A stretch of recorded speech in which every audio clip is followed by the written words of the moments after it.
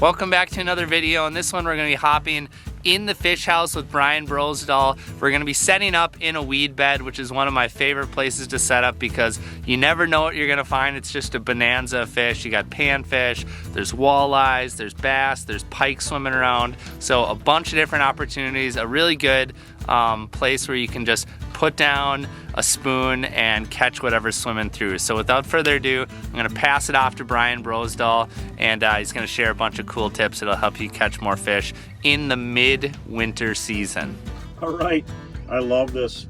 Here comes the sunfish. Oh, ooh, taking that slim spoon, I got him. I love this time of year. Midwinter can be a real bear cat and a tough bite, but there's always fish biting somewhere. That's what I always thought of, even back in the old days of my walleye tournaments. Somebody always comes in with fish, and there's a little pumpkin seed there. That's fun though, let them go. And what I've been using here is I really like these tungsten slim spoons. They get down quick, and the thing when you're dealing with panfish, that little flicker blade is right above the maggots, and I put a little chandelier of maggots on there. This really gets them going. And wash different colors, but today it seems like a Wonder Bread's been a good color.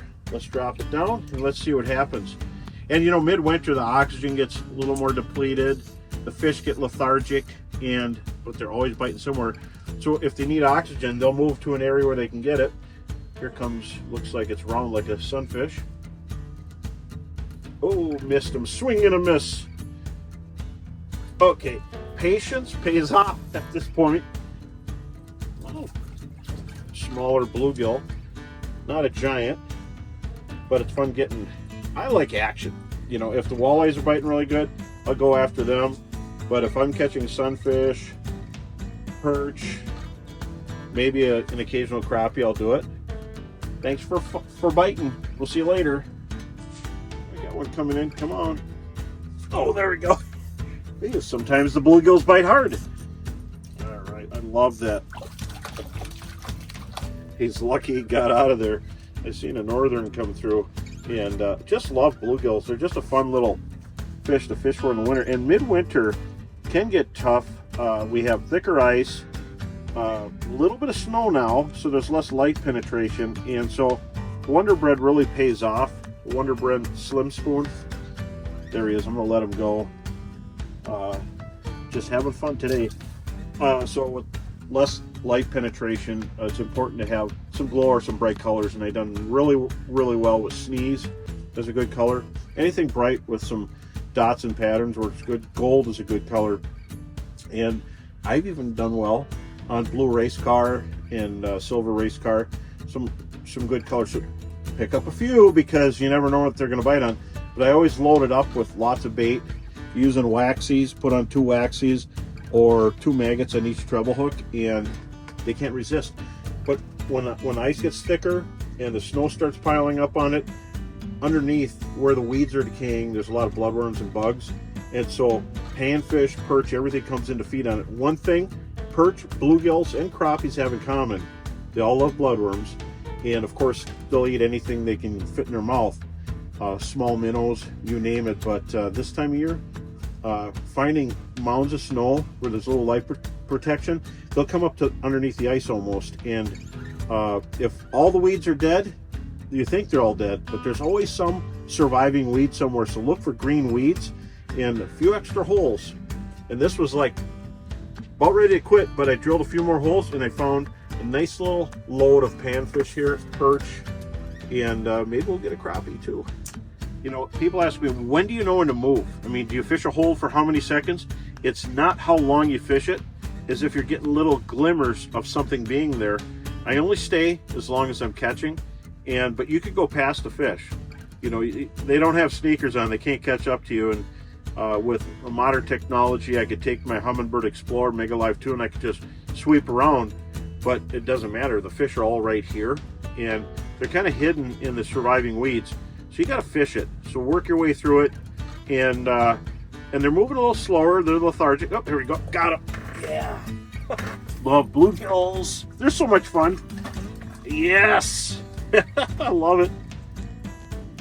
Not a wall hanger, but just a beautiful bluegill. Looks like he's probably 8 1/2, 8 3/4.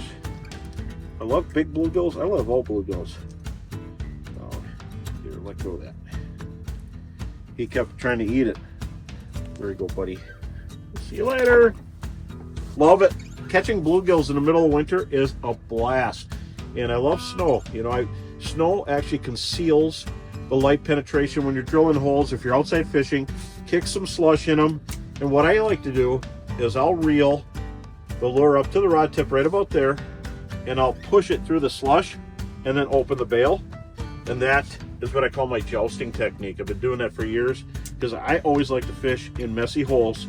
And it's always good. You're inside, it doesn't matter. I'm here in an Otter Vortex hub, and it's kind of lessening the light penetration in the holes, so you can clean them out, but you know, we don't need it so clean that it's a mirror, you know, so there we go.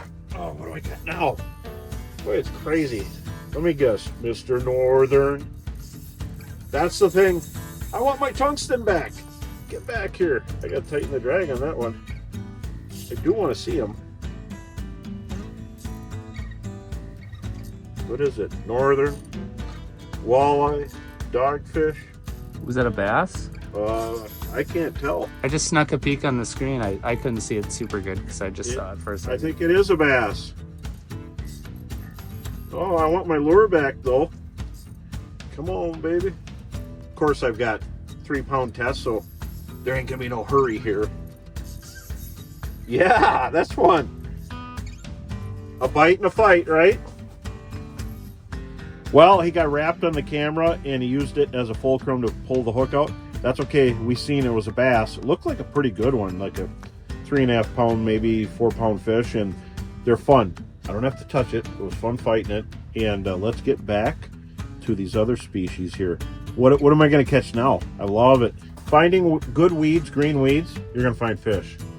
So during cold fronts, basically, it's the deer stand theory. You don't go through the woods stumbling around trying to kick up a deer. You sit and you wait for them to come through. And when it's really tough, like we got just a terrible cold front here, like 20 below zero in the morning, and high is 2 below in the afternoon, and windy. You know, we're sitting on a really green weed bed, and the fish are buried in there, and with good reason. There's bass, there's pike, and they don't want to be the meal, the afternoon snack. So just got to hope those pike keep cruising a weed bed, because when they're there, you can catch it. But anyway, in winter, when things are slow and front after front's coming through, find a good deer stand to pick off fish, whether it's bluegills or perch or anything like that. Weed edges always hold fish. Perch are creatures of edges, just like crappies, and you've heard me say creatures of edges. Everything needs an edge. So if there's no weeds at all, there's something there. There's some standing dead weeds, and but as the oxygen shrinks, they'll be in far out weed beds, the furthest you can imagine. And it looks quite different in the winter than summer.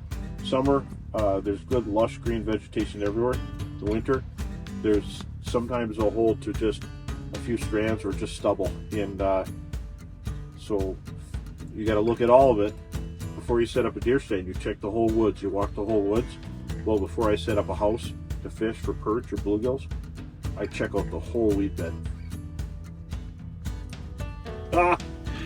They're tricky how they grab onto that. Spoon feeding bluegills. Not a big one, but fun. You have to go through the privates to get to the general here. So, but I won't not have fun. I like catching bluegills. There you go, buddy. Go back. Send your grandma's grandma. Well, that's about all we got for you in this video. Special thanks to Brian for sharing some good tips. And the cool thing about weed beds, like I said in the beginning of this video, is the fish are just swimming around all over the place. You never know what you're gonna run into. You know, I've been on a lot of trips where we've been hunting down big fish with bro, going after those big plus size panfish. And sometimes it pays off, sometimes it doesn't. The cool thing about about chasing fish in the weed is that you know you're gonna end up finding some fish somewhere. Sometimes it's big fish, sometimes it's moderate fish, sometimes it's bass, sometimes it's pike, sometimes it's walleyes. You just never know. It's a total mixed bag. So anyway, thanks for watching all the way to the end of this video. If you enjoyed it and you learned something, make sure to hit that little red subscribe button down below, because we have a lot more awesome content coming in the future. And until then, we will see you in the next one.